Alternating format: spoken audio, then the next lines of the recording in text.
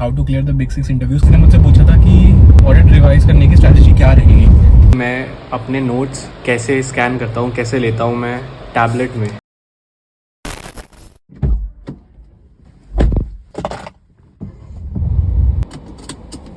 Hi guys, welcome back to my channel. My name is Nandeep Sharma and hi guys, so क्या आपको पता है PW only IAS लेकर आ रहा है प्रतिज्ञा दिवस, जो कि UPSC बिगेस्ट फेस्टिवल होने वाला है। इसमें होंगे बहुत सारे सरप्राइजेस और ऑफर्स, और इसके साथ ही 1000 प्लस गिव अवेज। बट उसमें पार्टिसिपेट करने के लिए you have to attend this event live on 22 June 3 PM। जो पटना में है वो बापू सभागार ऑडिटोरियम में जाकर अटेंड कर सकते हैं, पर क्योंकि इसमें लिमिटेड सीट्स है इसलिए लिंक में दिए गए रजिस्ट्रेशन फॉर्म से जल्दी रजिस्टर कर लें।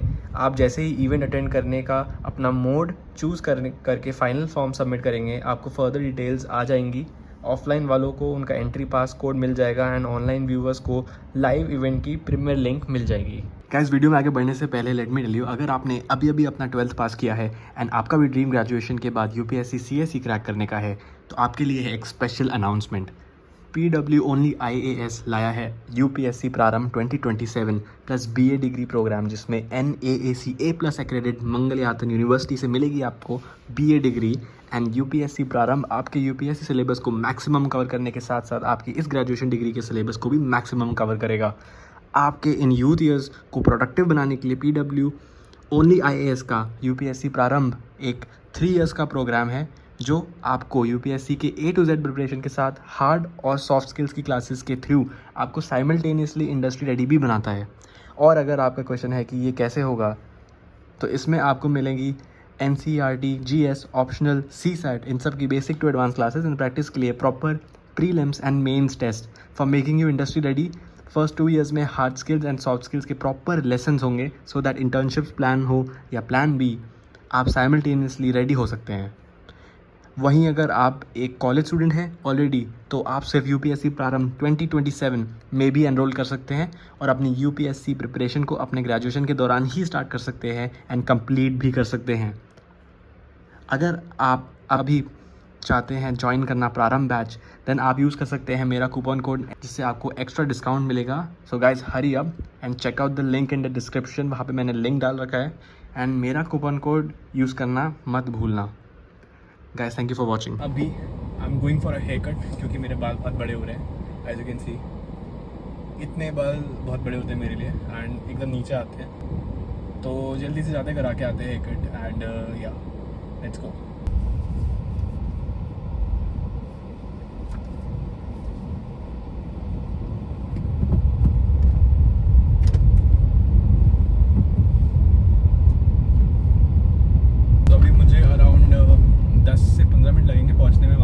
जनरली मैं जो अपने बालों की लेंथ रखता हूँ थोड़ी छोटी रखता हूँ, जिससे कि मेंटेन करने में थोड़ी आसानी हो। किसी ने मुझसे पूछा था कि ऑडिट रिवाइज करने की स्ट्रैटेजी क्या रहेगी, राइट?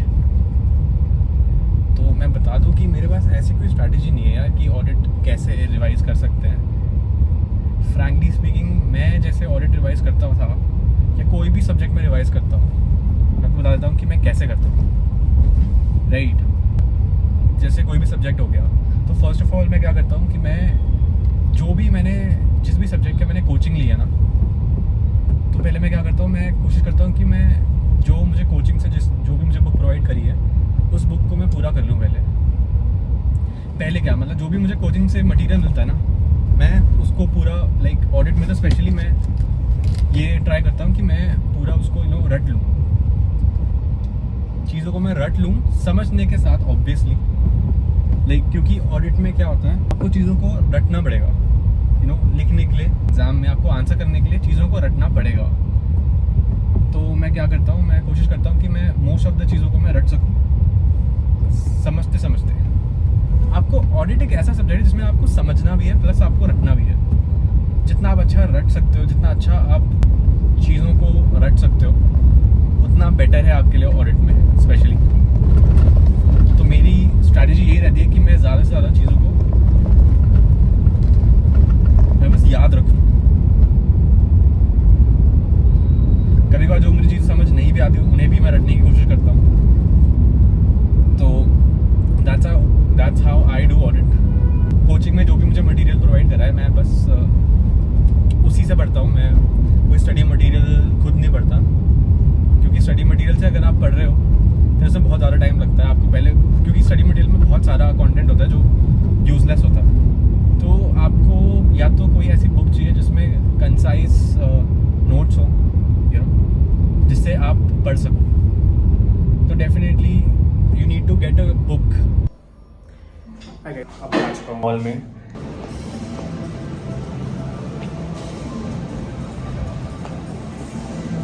कार मैंने कर दिया park and have come here. So guys I am back.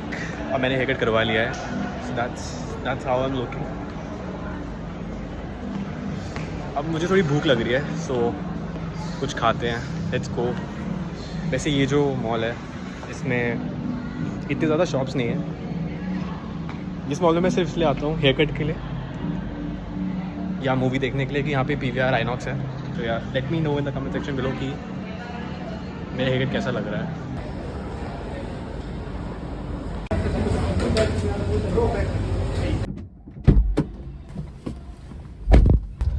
खाते हैं।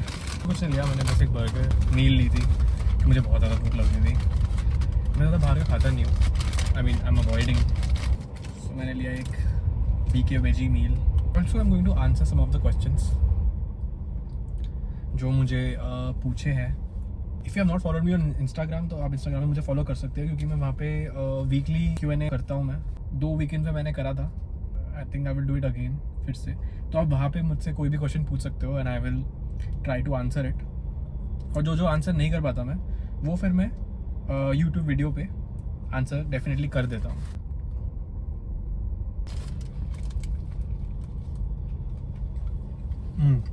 I don't know why, but I really love BK veggie. तो किसी ने मुझसे पूछा था मेरी वीडियो में कि what is required to clear you know articleship में जो भी इंटरव्यूज़ होते हैं, how to clear the big 6 interviews. किसी ने मुझसे पूछा था ये। तो इसमें 2 चीज़ें होती हैं। जब आप कोई भी इंटरव्यू देने जाते हो, the most important thing is you have to be very confident. अगर आप कॉन्फिडेंस शो करोगे ना दूसरे बंदे को जो आपका इंटरव्यू ले रहा है, तो he will be really impressed by you. और अगर आपने मेरी अपनी जर्नी बता रखी कि कैसे मैंने यू नो GT में आर्टिकलशिप मेरी कैसे GT में लगी है, मैंने इसकी पूरी स्टोरी बता रखी है। अगर आप देखोगे मेरे चैनल पे तो मैंने वो पूरी स्टोरी बताई है। तो अगर किसी को देखनी है कि मेरा कैसे GT में लगा, कैसे ग्रैंड थॉर्टन में मेरा आर्टिकलशिप लगी, मेरी आर्टिकलशिप लगी, you can go and watch it. मैं इस वीडियो के डिस्क्रिप्शन में भी डाल दूंगा। हाँ, तो मैं कह रहा था कि one of the most important thing is confidence. आपको कॉन्फिडेंस शो करना है। और आपने सुना होगा fake it till you make it. तो आई फील कि इंटरव्यू में बहुत लोग आपको बोलते हैं कि you know you should not fake anything in your interview. That is definitely true. You should not fake, you know, you should not right anything in your resume जो सच नहीं है। Definitely don't do that. But what you can fake is your confidence. अगर आप confident नहीं भी हो ना, तो भी you can fake your confidence. You can project your confidence, right? You can project कि आप बहुत कॉन्फिडेंट हो। Second thing obviously is your knowledge. जो भी आप जिस भी प्रोफाइल के लिए आप यू नो अप्लाई कर रहे हो, जिस भी प्रोफाइल के लिए आप इंटरव्यू दे रहे हो, बी इट ऑडिट और B it IDT indirect tax. तो मैं अपना बताता हूँ, मैंने इनडायरेक्ट टैक्स के लिए दिया था। तो आई प्रिपेयर्ड माई इंटरमीडिएट का जो GST का सिलेबस होता है, मैंने वो पूरा ढंग से कर लिया था। इसमें ज़्यादा टाइम लगता भी नहीं है। आपने पढ़ाई होता है इंटरमीडिएट के बाद, आपको याद ही रहता है कि GST में क्या क्या था। You just need to like you know have a look. आप रिविजन वीडियोस देख सकते हो GST की, अगर आप GST के लिए दे रहे हो, या ऑडिट अगर आपका ऑडिट का इंटरव्यू है तो आप रिविजनरी वीडियोस देख सकते हो just to prepare for the interview.